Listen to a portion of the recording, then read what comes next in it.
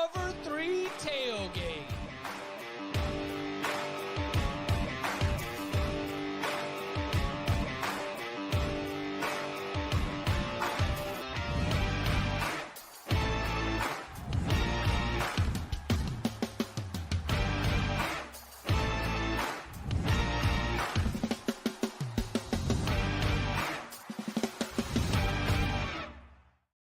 And welcome back to the Cover 3 podcast here on CBS Sports. That's Tom Fornelli. I'm Chip Patterson, coming to you live at youtube.com/cover3 and everywhere you get your podcasts on demand. Thanks for hanging out. Smash that subscribe, smash that like, and come and join us in the chat, aka the Cover 3 Tailgate. Still working on our subscriber count. When we hit 50, we will possibly release Danny Cannell's power ranking of American presidents. Could change in the next few months. Yeah. Yes. 100%. Lots to get to as we are getting interactive here on a Thursday, diving into the big old bag of mail. And that's going to include one of everyone's favorite discussions. All these schools across the country claim to be wide receiver U, DBU. We've kind of been passing it back and forth across some notable programs over the last several years.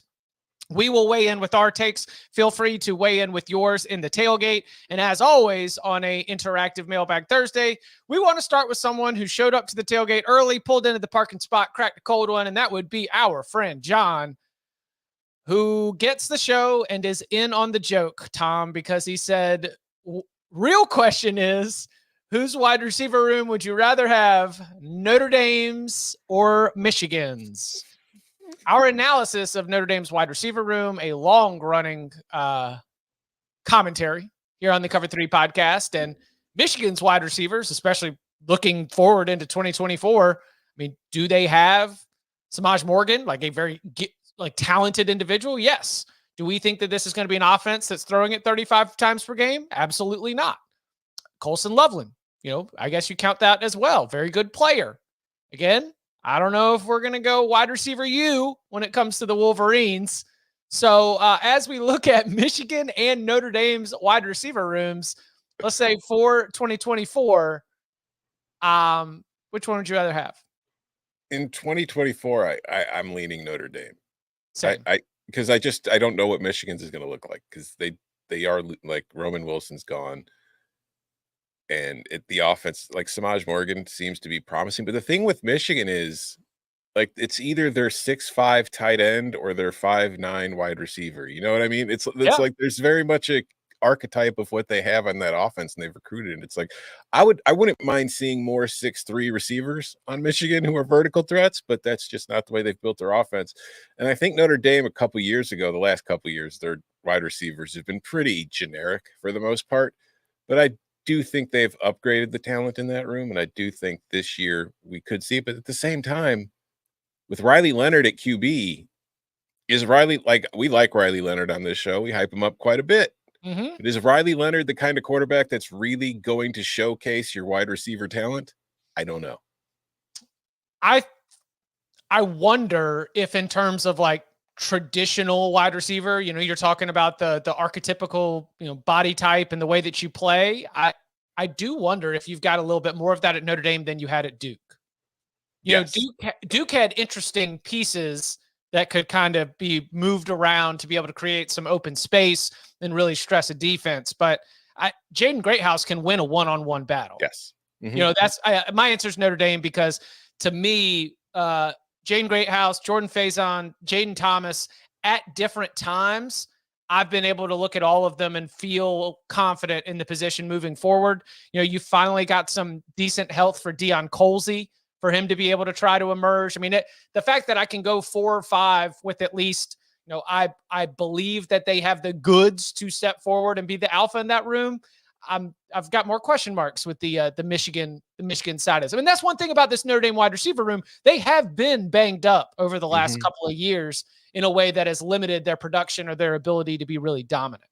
Mm-hmm. And not to change the subject a little bit, but it is important in that, because with the draft coming up, like I know I've spent a lot of time watching, these guys. I mean, the Bears are taking Caleb Williams, but I still watch.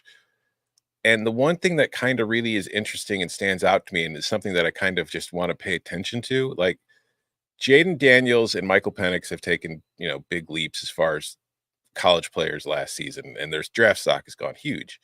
But when you watch the first round potential guys, not only are Penix and Daniels both like older than everybody else, which is always going to be a benefit at the QB position because we've talked about reps and experience, but they're also the only two quarterbacks who have receivers who are consistently able to get open on their own, who can beat defensive backs. When you watch USC last year, and you watch North Carolina, and you watch Michigan, and you watch Oregon, like for the most part, they don't have those receivers who get open all the time, who can beat anybody in man, who could beat everybody in zone. So that's one of those things that makes it really difficult to evaluate the quarterbacks based on the game tape, because a lot of times Drake May is throwing to a guy who's not open because he has no choice. Oh yeah, and the offensive line is allowing pressure. He's under duress the rest of the way. I would say, like, if you watch Jaden Daniels tapes, and it doesn't take away from Jaden, but it's like the throws he makes, 70% of the time, the guy he's throwing to is wide open. Credit to that offense and a ridiculous set of pass catchers that you have right there on last year's Tigers team. Thank you, John. We appreciate everybody. Keep those questions rolling in the tailgate. We'll continue to hit some all throughout the show. All right. News released yesterday that the SEC will stick with an 8-game conference schedule for the 2025 season, and they are putting forth no creativity here. Absolutely no creativity. They are taking the 2024 schedule, which we had a big reaction to. Florida gets screwed, Oklahoma gets screwed, all those things. And guess what, Tom? None of the opponents are changing. We're just flip-flopping home and away. I know you've got thoughts on 8-game conference schedule and cowardice, but that and what else stands out from the SEC's decision and the way that they've introduced their format for 2025? Nothing stands out. It's just, as I've long said, there is nobody more terrified of playing the SEC than the SEC. They have bought into their own hype so much that every single coach in that conference is like, whoa. We can't add an extra game. This league is just too dang tough. We can't withstand the force of these SEC teams going against each other. So it is one of those things that honestly, it makes no sense to me in this current environment, in that everything the leagues have done and everything this sport has done in the last however many years at this point is to improve television revenue. Like, the reason the SEC added Texas and Oklahoma is to improve their television revenue. You're going to improve your television revenue by adding extra conference games, because people would rather watch an SEC game between SEC teams than South Carolina versus Tarleton State or LSU versus McNeese. Nobody watches those games. If you get rid of that game and replace it with another SEC game, especially now in an expanded playoff where you have easier access and you are one of two super powerhouse leagues that are going to dominate the field every year, your excuse of missing out on a playoff spot no longer holds weight. You're denying yourself extra television revenue. I don't understand why they keep doing this, other than the only thing I could think of is the coaches are scared to do it because they're, for whatever reason, they've bought into their propaganda and it is hard to get them out of it. Our friend Ryan in the tailgate says the SEC is like college basketball Mountain West. They just insulate themselves from other conferences and play their way into a big haul into the playoff.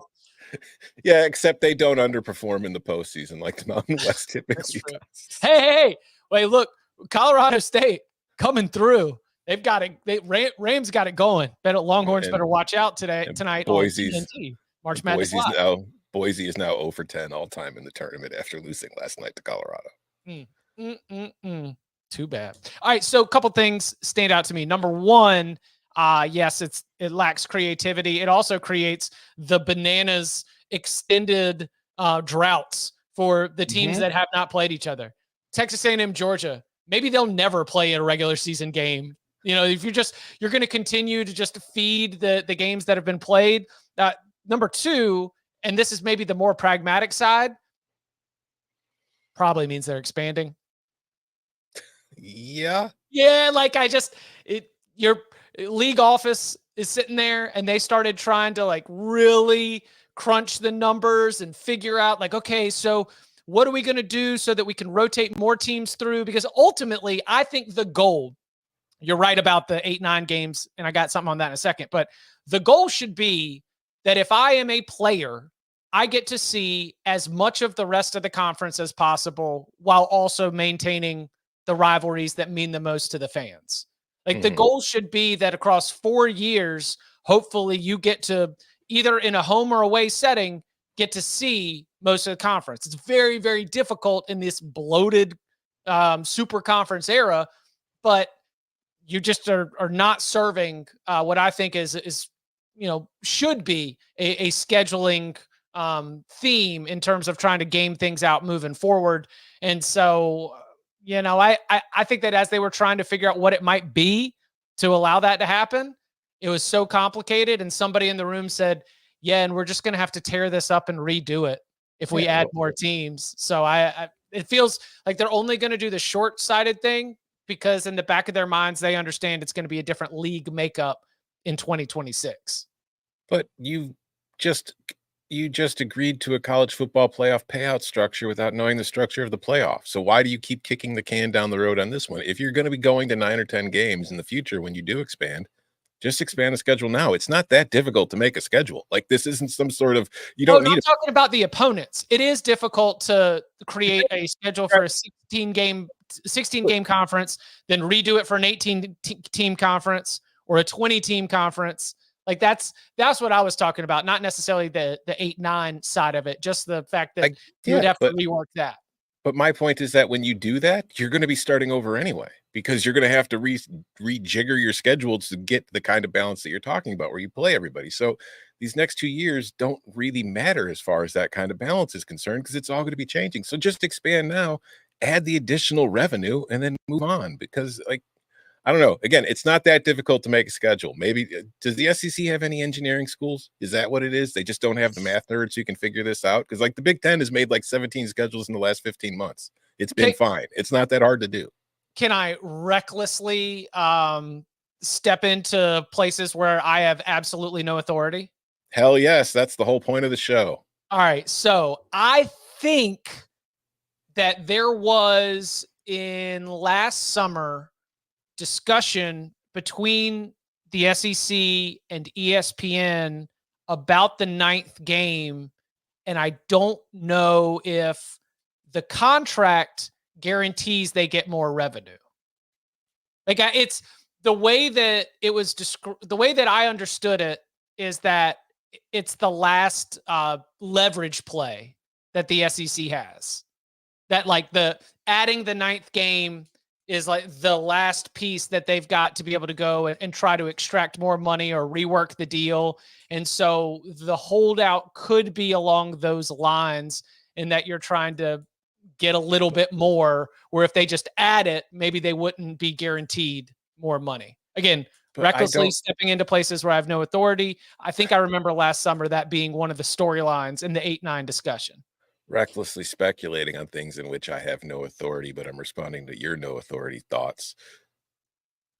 What do they need leverage for?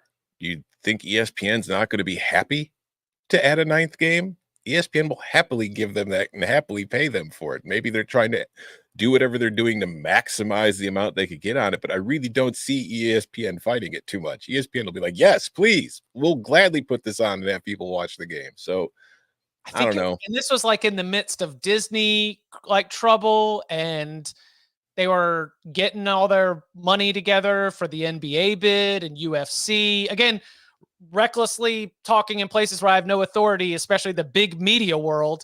But the way that they lock down the SEC with this big old 10-year deal, and then the SEC comes back and is like, we would like a little more. And ESPN says, we got other things we got to pay for real quick. And so we're not ready to have that discussion yet. Yeah, but doesn't ESPN charge you $50 for every UFC? Even though you already pay the subscription fee for ESPN Plus, then you have to pay for the subscription to the UFC. Come on, what a grift! Do not lead me any further down this this unqualified conversation. But I think that while the sticking point to me is what you said, I would like to see them play a 9-game conference schedule or a 10-game conference schedule. I would like to see the ACC play a 9-game conference schedule or a 10-game conference schedule. And all of that is more important to me because the conferences are bigger. And I think that they should play as much of a percentage of your league as possible. Listen up, Greg Sankey. I know you're watching right now. I want you to look me dead in the eye. Stop trying to expand the tournament and expand your football conference schedule. Do what matters. Greg Sankey, big fan of the podcast. I'm sure he's listening. Yes, he's the type of who doesn't always. He's actually Michael. He's Michael, Dallas fan in DC. That's his actual. That's his alias. That is actually Greg Sankey. If you see that person in the chat, that's actually the SEC commissioner. Great call. Coming up on the other side, we will dive into the big old bag of mail with questions that include: what if there was a release clause for college football players like we have in soccer? Will private schools be able to keep up in the modern college football world? And as promised, who is the real wide receiver U and the real DBU? Next.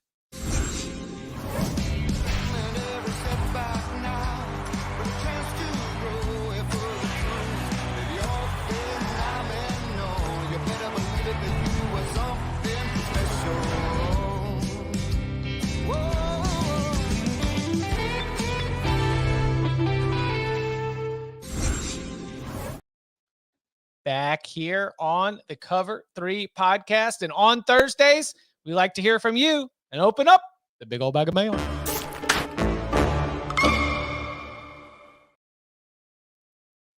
All right.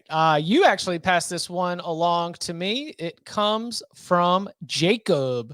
Jacob says, once players are classified as employees and have to sign contracts, would the concept of a release clause, like in soccer contracts, work in college football?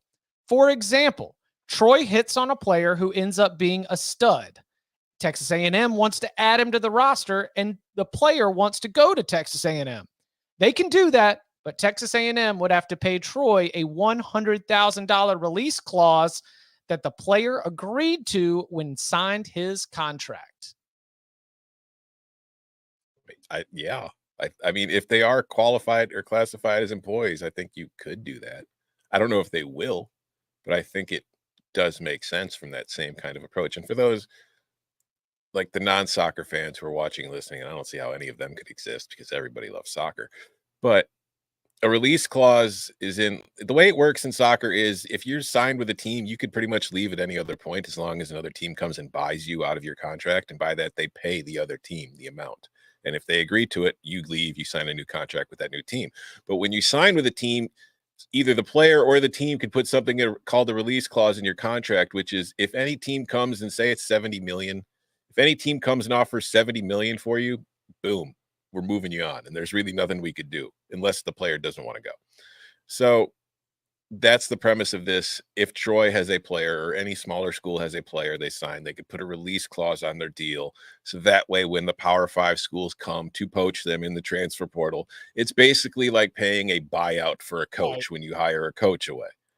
I think that, yeah, if I'm a G5 school and we make this players employees and we have contracts, I am 1,000,000% looking into getting that kind of stuff implemented because it is a way to produce money for your program. Like the players are literally your assets now. Yeah, Juventus basically paid for Fiorentina's training facility thanks to Dusan Vlahovic and Federico Chiesa. So I feel it, Man U coming in and picking up Amrabat last summer. Yeah, I get it. So I was curious about whether or not this would be able to withstand the environment, because the example said, and he wants to go to Texas A&M. What I don't see happening is a situation where I decide that I want you player on Group of 5 team.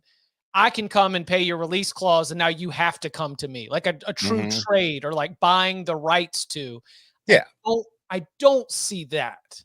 Yeah, no, the player will have to agree. Like the player still has the agency over where he wants to go. So if Texas A&M pays the release clause and Joe QB at Troy is like, I don't want to go to Texas A&M. It's not like they're like, oh well, we sold you. Too bad, you got to go. You could just be like, Okay. okay, no, sorry, no deal. Yeah, that would make me uncomfortable. But at Yeah, least it's like that's literally selling humans. I don't think yeah. we could do that anymore. Yeah. No, I would not endorse that for the future of college football. That doesn't feel like something that I don't something I endorse want it for the us for. future of humanity, Yeah, for that's college true. football players, for anybody. Hey, start small. Okay. Start small. All right. All right. Let's go. Let's stick with some. This question comes from T-Stars. Haven't heard from you in a while. As SMU moves into the ACC amid troubled waters, I am wondering if they may not benefit nearly as much as they anticipated. We know they begged the ACC to let them in for free for the next 9 years and will miss out on the 30% allotment Cal and Stanford are set to receive. Combine that with a likely Florida State and Clemson exit. Does that leave SMU at an even larger disadvantage since they get no money and their conference stands to lose a lot of prestige they were desperate to obtain? And lastly, when the employment model kicks in, is there any chance SMU has an opportunity to renegotiate with the ACC? I don't see how long-term this ends up putting SMU in a position to compete even in the ACC in a post-Clemson and FSU world.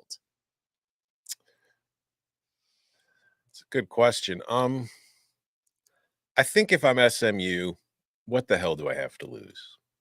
Yeah, Like, you're in a better place than you were because much love to the American Athletic Conference, but they did catch CUSA. Yeah. They caught a tough case of CUSA. And so they needed to quarantine themselves from that CUSA and get somewhere else. like if SMU's ultimate goal is to get into like the Big Ten or the SEC, which it's not going to happen, it's a Hail Mary. But that's kind of what they're doing here. They're throwing a Hail Mary and hoping for the best, and that we can get into the ACC, which is still a power league. And depending on how long this stuff takes in the negotiations, maybe they're in the ACC long enough to where they can get easier access to the playoff. And if things do fall apart, which they are likely to do, even if they're not in the Big Ten or the SEC, as a school in Dallas with financial support behind it, whatever the hell the new iteration of the G5 looks like in the future, SMU is still going to be a desirable property for that. So I don't know if it's going to pay off, but I think it's worth the shot. Yeah, Danny, the question was, is SMU going to be worse off than they were when the ACC losing Clemson, Florida State, you're not getting any of the money because you said you're coming for free. What is this going to look like for SMU down the line? Oh, as opposed if they stayed in the American? Mm-hmm. Yeah. I think it was the risk worth taking for them, and I just caught the tail end. Sorry, I was late. We got caught up in a lot of traffic getting my daughter back. It's so to Tom's point, I think they're an attractive product, and I think you have to position yourself to keep that attractiveness as long as you can. So even if they only play in the ACC for 1 or 2 years, I think they're going to play well. Like, I think we've all talked about them pretty glowingly, in fact, in their prospects of where do they fit in right when they come in. And if they compete at that level successfully, which I think they will, then I think it makes them an attractive, product to either stay in the ACC, which again, like some of this stuff is so hard to project because how are we sure that the ACC and American don't like merge if there's another move? If it's, survive at all costs, that's what might end up happening. But at least you're in the kind of top tier. You're above the American where you are in the ACC. And I'm sure the American, like, again, if things blow up, who the heck knows what's going to happen, but the American would probably take them back. It's not like they're going to kick them out and not allow them to come back. You know what I mean? Like and to Tom's point too, I think they're an attractive product. Like the future, like I think they're going to position that they've positioned themselves already pretty well. And they've got the desire to be a part of this, the haves versus the have-nots. I think they'll be fine either way. Yeah, and the other thing too, like with the ability to compete right away in the ACC, like they're not going to be competing with Clemson and Florida State from day one. They're just not ready for that. But, and this is no disrespect to these programs because I think that they've got excellent coaching staffs and they're very well run from the top down. But if Duke and Wake Forest can compete in the ACC, SMU can compete in the ACC. Like, point. you could argue they have more talent on their roster than Duke and Wake has had in recent seasons when they've been winning plenty of games. Duke and Wake Forest, both in the last 11 years, have played for a conference championship in the ACC. And Wake did that in the Atlantic. Yeah. That wasn't even the Coastal Fast Pass. So yeah, that's something. Andrew, That's what they call your like tollway thing, right? I can't remember if that's the Coastal Fast Pass. Yeah, the Coastal Fast Pass is how you pay tolls in North Carolina. There's SMU, Preston Stone. I mean, if you wanted to talk me into an SMU dark horse play here on March 21st, I would not hate that. I mean, they were one of the first programs that came out with the universal basic income model of paying every scholarship player. I think we even discussed that, saying maybe that's the wrong approach, but they were one of the first teams to announce that publicly, and it was a pretty strong number where I think people were surprised, and I guess it's probably even been bumped up a little bit since then. Which good point from Andrew in the tailgate. He says the teams who really got screwed are Boise State and San Diego State because they don't have the financial backing of SMU. So when you're dealing with these deficits, guess what? At least SMU has. Is it truly an oil guy? I forgot. They profiled him. Remember, and he was just like he cut one fat check, and all of a sudden, athletic department problem solved for 9 years. Let's go. It is not hard to find a person with money who's willing to spend it on foolish things in Texas, Chip. There's one on every corner. So more of a conversation topic. I wouldn't say just news, but Danny, I know you wanted to get in on this, so we saved it for you. So in USA Today earlier this week, there was a report that revealed that Deion Sanders, head coach of Colorado, made 0 off-campus visits during his first year as Colorado coach. The report then compared him with Jim Harbaugh, who made 145 off-campus visits, and Steve Sarkisian, who had 128. Dave Ubben over at The Athletic always does a great job of covering the Buffs and giving us some good insight on Coach Prime's program. He had a story up, which included Deion Sanders' quote when he took issue with this. Deion Sanders says, my approach is totally different than many coaches. I'm a businessman as well. So I try to save our university money every darn chance I get. For me to go, let's say I go to Florida and I'm visiting IMG. You don't think those coaches are going to be a little upset if I don't come to the school down the street? You don't think it's going to be pandemonium or I'm going to get naysayed if I don't go another 45 minutes? Then if I go to that one, what if I didn't come to that school? Now that coach is mad and he's not going to let the kid come because I chose that school over that school. Other coaches, they can do that, but I can't. Oh, there's a lot more. There's like a 3-minute answer from him where he talks about saving the school money. Speaking of being a businessman, he wants to save the budget by not traveling, not hitting the road recruiting, instead having all the players come to him in Boulder, which I'm not a financial wizard, but it's expensive to fly those players and their families. So, and I get you're probably flying private, which is expensive. It's not cheap, but like bang for your buck. Trust me, it would be cheaper for him to fly private and make that trip around the state of Florida. 2 days, you could hit Florida and Georgia. You could probably hit 10 to 15 schools in each state just if you had your day lined up, structured the way that coaches do it. This is astoundingly honest because he's basically saying, I don't want to do that. And I guarantee a lot of coaches wouldn't want to do it. Yeah. And he does have the advantage of being Coach Prime. So he's right on that. And the other thing that's refreshingly honest is he's just basically admitting what we've been telling our listeners the whole time is that he is just in it for the short-term fix. I mean, he's in it every year. He said, this is about the portal. And he continued and he talked about the portal and how in the portal, you don't, and players. Yeah. And he's right. In the portal, you don't have to do any of these, he sounds like these worthless time wasting visits in homes to meet their families. Why would I do that when in the portal I can just buy them? It is, and he's right. It is more transactional. But if I'm a Colorado fan or an administrator, I'm concerned by these because I guess maybe they're not because they've embraced he's doing it different than anybody else has. This is clearly that.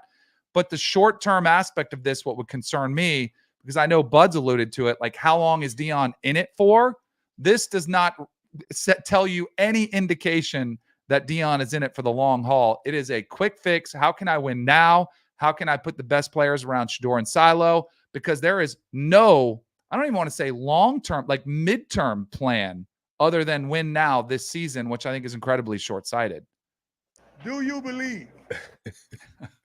I do love that what it boils down to, like he could talk about being the businessman, whatever, saving the school money, whatever. I am way too important and popular to go around visiting with these coaches and their families. And if I give one coach the chance to meet me, the other coaches are going to be jealous that they didn't get the chance to meet me. Yeah, I mean, that's right in and line. I get it. I don't think he's wrong. I just think wrong. it's hilarious that this is kind of it's one of the strange dichotomy of hiring Deion Sanders to be your football coach, because it is like an Instagram kind of social media type of hire, in that this is a really great way to boost your brand as a program and get your name out there, because he's bigger than the program. And I don't know long term, like you were saying, like his approach, it's not long term. I don't know if this hire is long term, but Colorado did get saved from the Pac-12 and it did land a new home. So maybe for them, it's already mission accomplished, and everything after that's just gravy. I'm like the Beatles. I can't go anywhere. I cause mass hysteria, pandemonium. Okay, y'all come see me. That's what y'all come see me. I'll be on the roof. All right. So also, I want to point out. Hold on. You remember the 30 for 30 on Deion, like doing the two-way when he was playing both, football and baseball? I don't know if I flying the helicopter from the Braves to Falcons. Yeah. And where did he shoot his interviews for that documentary? In a hangar, sitting in front of a private jet. So he seems to be okay with flying private jets all over the country. It's just he doesn't want to go visit coaches or families. Would you buy? And this is a stretch, and you mentioned in front of the private jet. Would you buy the health? I'm not like, I don't want to. I would have rather heard, hey, I had to have toes amputated. I can't be flying all around. Yes. If I'm like, again, and I'm trying to put my mind in a Deion backer, like a Colorado fan, I would have rather heard that there are health concerns, which would have been valid, I would guess. Blood clots, your altitude, that messes with you. I would have rather heard that than this one. I also think this significantly hurts his chances of getting another job. Like if he wanted to go to the SEC, if he wanted to come back to Florida State, if he wanted to go to Florida, like wherever, I think that this would be one of the first questions I would have for him is, what's your approach to recruiting? Are you going to continue this transfer portal only?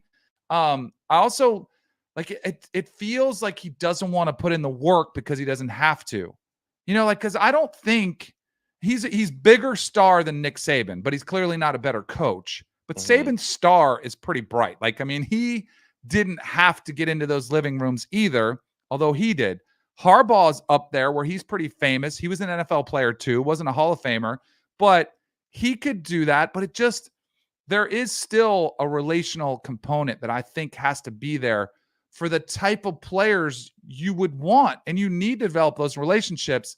When you go down this incredibly transactional only avenue, which is the one he's taking, I think it leaves you vulnerable to what happened last year, which is a major collapse once you face adversity. Like there's not those deep bonds that really do form from relationships when you go all transaction.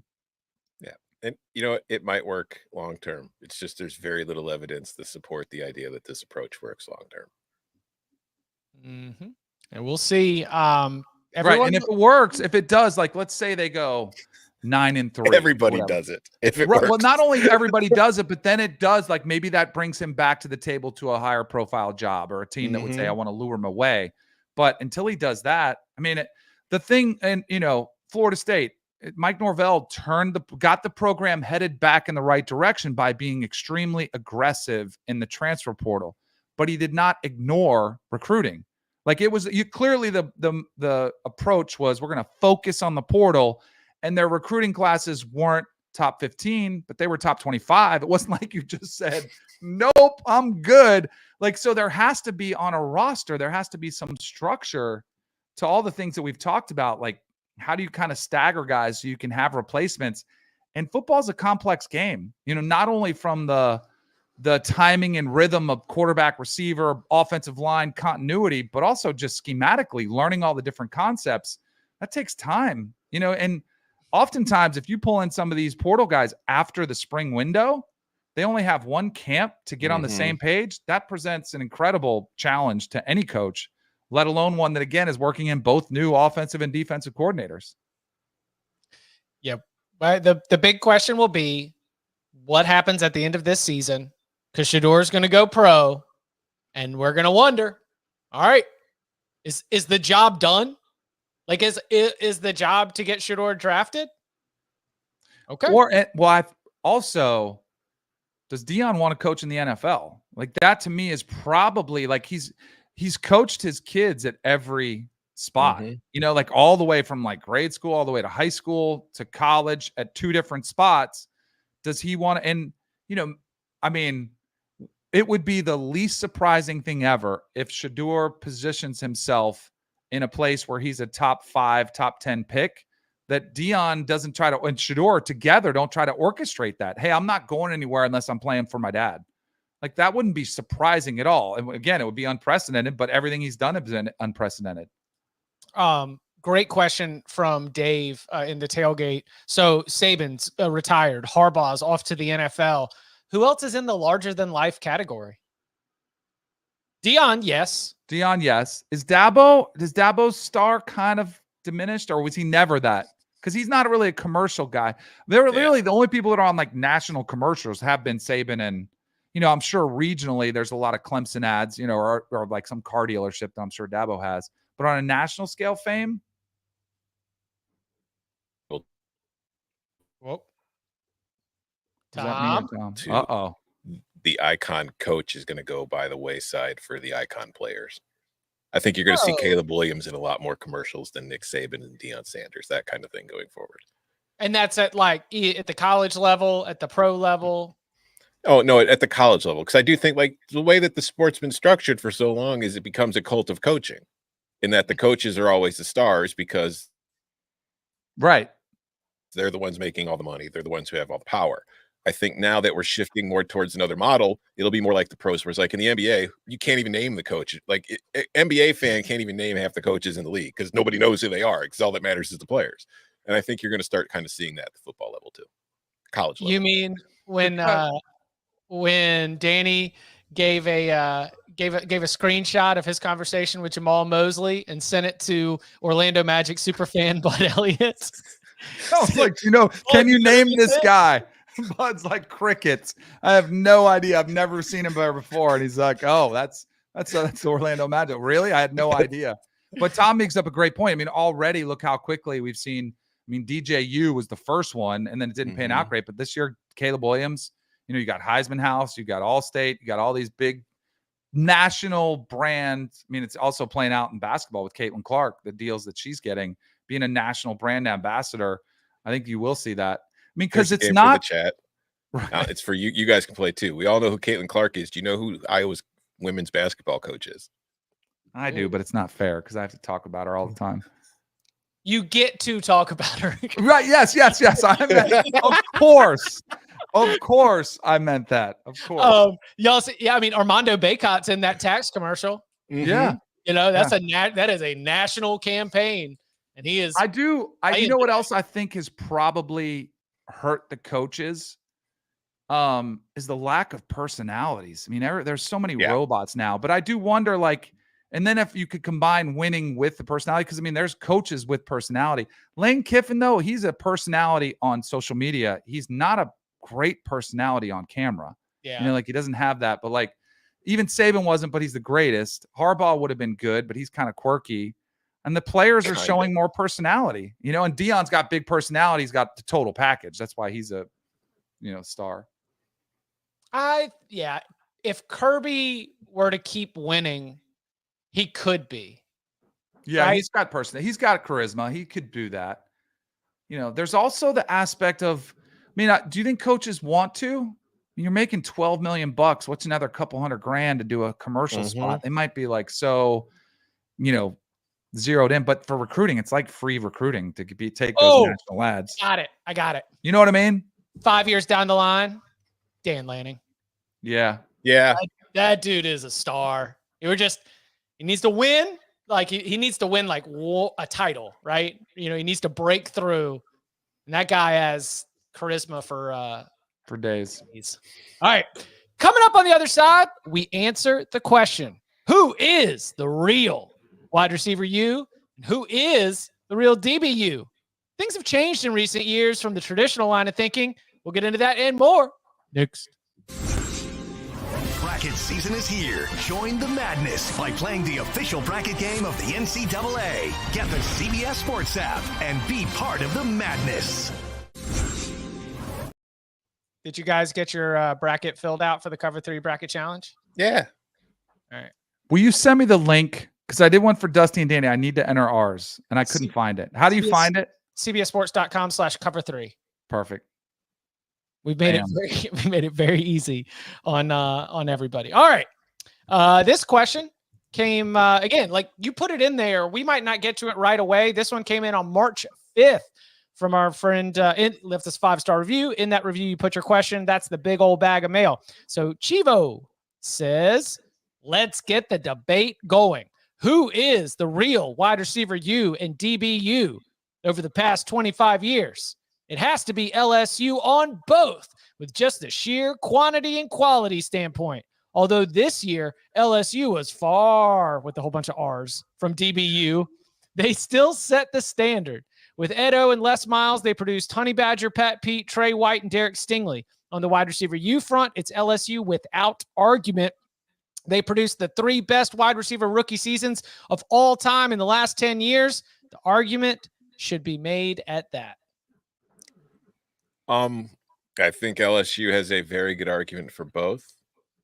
I think the idea that nobody has an argument for wide receiver U other than LSU is a bit misguided, because I think there's a reason our friend chose 25 years and didn't choose the last 5 years or 10 years. Because if you look around, I think Ohio State's had quite a few first-round picks at wide receiver who have turned out to be pretty good in the NFL too, and I think they might have another one coming up here in a month or so. So I think Ohio State does have a claim, but I do think, long term, LSU, because Jordan Jefferson, Odell Beckham, you're adding Malik Neighbors. They might have 2 first-round picks this year between Neighbors and Brian Thomas. So long term, for sure, I would go LSU with wide receivers. For DBU, it's interesting. What do you say, 20 years? Because we're omitting the greatest defensive back ever to play the game, who we already talked about. We're omitting some guys that were pretty incredible players. Terrell Buckley followed him. That was pre-20 years ago. Florida State's had a nice run. I kid. I don't think they're in the top, but of recent history. Is LSU DBU for sure? Not lately. Not lately, and I think Alabama stayed consistent. Alabama has had it's top 2 in the secondary from basically since Saban got there.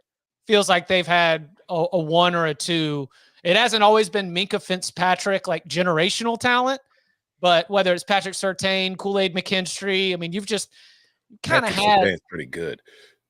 Patrick Surtain's awesome. He might be a top 3 corner in the NFL right now. So that's I thought that Alabama might have something to say about the DBU. Their wide receiver U is only just one team, or not one team, but one era. That one picture. That one picture, there's just loads and loads of talent on that wide receiver room. Definitely has not been that way since. And before, felt like you always just had one alpha, whether it was an Amari Cooper, a Calvin Ridley. It's like the old Julio model. Then you'd sort of put the pieces around them. So I thought Alabama deserved a conversation with DBU, especially as they've been consistent, where LSU had that high star power there for a run. You know who sent 5 defensive backs to the NFL in the last 3 drafts, including 1 top 5 pick? Illinois. Yeah. Illinois. Do you know who used to be DBU? Florida. Oh yeah. Yeah. That used to be it. Like Florida and LSU, they had their rivalry. And one of the things that you would hear some of the fans chirp at each other about is who's the real DBU. But I don't think, given the way that things have been 5 Trending. years. Yeah. Trending in general. I don't know if Florida, if we were to do a more recent snapshot, if they've got a good claim on the DBU. They would definitely have the players who throw shoes you. Marco, let's go, Marco Wilson. I do think, like, in a way, like you look at LSU and Florida, they both were for a while, and it's kind of faded in recent years. And I do wonder if there's just like a gravitational pull of the Alabama and Georgia defenses for defensive backs in the last few years and the way that they have recruited. I mean, still, LSU historically had been able to recruit that spot even while Alabama was great. But I wonder if Georgia being great now, too, is kind of what's impacting LSU and Florida when it comes to that. Because like Georgia, I think goes along with what you were talking about with Alabama, Chip, where it's like there's nobody in their secondary where I think you look at and say, wow, generational. That guy is the top guy at his position in the NFL. But everybody in that secondary will play in the NFL. Yeah, they've been trending up. I don't know if Georgia has always been as awesome in the secondary, even in the Kirby era, as they've been in the last couple years, but it's gotten really, really good. Who do you think?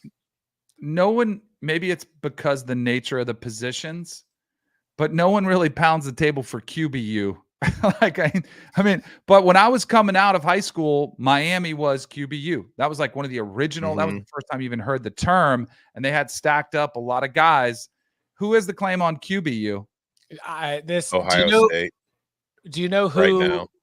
Do you know who for a little bit, like a hot minute, had more starting quarterbacks in the NFL, I think, than anybody else? Oklahoma. NC State had 4 or 5 at one time. Yeah. With Russ, Phillip. Russ came from a whole pack of Badgers. Right. But it was like Phillip was still in the league. Russ was running hot. Mike Glennon was a starter. And then Jacoby Brissett was a starter. Like all of a sudden they were sitting there with like 4 or 5 former NC State quarterbacks all starting at the same time. And so, they threw out QBU. I don't know if it stuck nationally, but that was something that Florida State had the run of Jameis, Ponder, EJ Manuel, Christian Ponder, where they had 3 first rounders, but they weren't playing great in the NFL. So I think they stopped promoting it as much. But like, if your goal is to get it drafted, get the opportunity, I think it was smart. I think right now I would go with Oklahoma, just because you've got Kyler, you've got Baker, you've had multiple. And Jalen Hurts. Jalen Hurts, although I mean Alabama still claims some of it, but it's just And Caleb Williams, I guess if Oklahoma still wants to, so maybe it's a Lincoln Riley as QBU. I don't know, but yeah. Yep. Lincoln Riley, QBU 7-5. All right. Nothing better than being able to fly that banner. That just shows a quarterback alone is worth 7 wins. Yeah. If you surround him with absolutely nothing else, you'll win at least 7 games. That's how good the Lincoln Riley offensive system is. You can have 0 defense, still go to a bowl game. How about it? Anybody else for wide receiver? I mean, Alabama, I think we've covered most of the really. It was because I think Ohio State's the primary challenger here. Clemson had a great run there for a while. Yeah. Remember the Sammy Watkins, DeAndre Hopkins, T. Higgins. They've had a nice run. Mike Williams. What's his face? The white kid. Hunter Renfrow. He didn't get drafted high, but he was a great receiver. The original he walked so Ladd McConkey could run. That's right. Stop calling him Hunter Renfrow, everyone said. Also, Ohio State, I don't think has been DBU recently, but they had that run around Marshawn Lattimore. Since Hafley left, they kind of trailed off as far as producing the DBs, but I do think that Jim Knowles has them headed back in the right direction. And I also think getting Caleb Downs, that's a step in the right direction. I would certainly agree with that. All right. So the tournament's going to start here in the next little bit. Anybody got any last minute picks, last minute thoughts? Of course, you can watch on March Madness Live on CBS, TBS, TNT, and True TV. Be sure to give it your full attention. Like, subscribe, all those things. Any last minute NCAA tournament thoughts? Go Illini. Go Pack. Oh yeah. Hey, I'm nervous about tonight. I'm you gonna nervous about stay up? tonight. Oh yeah, I'm nervous. I was gonna go. I was thinking about going to Pittsburgh, but I saw the tip-off time and the plane airfare, and I was like, forget it. I still, if they get through tonight, because they don't tip till 9:40 tonight. Yeah. That's just brutal for anybody. But if they win, I might go Saturday. But they're a 5.5-point dog. Texas Tech, like, can they keep that going? I don't know. It's gonna be tough. I'll be pulling for them. If remember when Casey Morsell D'd up RJ Davis in the championship game and was like in his face picking him up? If they can do that to Joe Toussaint and Pop Isaacs and create some problems, then hey, could be something, because Texas Tech's big man has been out with an injury, which means should be green light for DJ Burns. Yeah. And Ben Middlebrooks. Let's go. And Ben Middlebrooks, let's go. And Mo Diarra. Let's go. Yeah. So like, I also think too, and as incredible as a run it was, there is something about backs against the wall versus we're going to be fine, you know. And now they're going to have a team that's going to match the intensity, because both teams know they're going home whoever loses. So I'm curious to see how they handle that. Plus the legs. I mean, you know, I think they wanted to play Friday to get that extra day, but we'll see if they can. Yeah. I have who do you guys have win it all? Are you guys UConn back to back? Are you UConn? Who do I actually? Who would I pick to win it, or who do I have in my brackets? Because I'm not picking UConn in my brackets, because you're never going to win your bracket pool if you pick the most popular team. But you have a UConn future, right? Like all. Oh God, yeah, yes. Yeah, like all smart Americans. What am I, an idiot? we get whatever boost you give us, and we apply it to UConn to change the price, and that's what we got. Although I will say, I do think, like, the West is the one who pairs up with the East in the Final Four, right? Correct. I think winning the West could have a nice trip to the final, because I think whoever the hell comes out of that East is going to be beat to hell, because they've got like 4 Ken Pom top 10 teams in there. It's tough. It's very, and with Illinois being the 10th in that group. Yeah, the East and the South are the toughest. The West and the Midwest are the easiest. So, thanks to everybody who jumped in our bracket challenge. We'll go and settle this out on the hardwood with. All right, let's go. We will be back on Monday. So come hang out 11 a.m. Eastern time. And you can follow him on Twitter at Tom Finelli. You can follow him at Danny Cannell. You can follow me at Chip_Patterson. Gentlemen, thank you very much. Let's go Illini. Let's go Pack.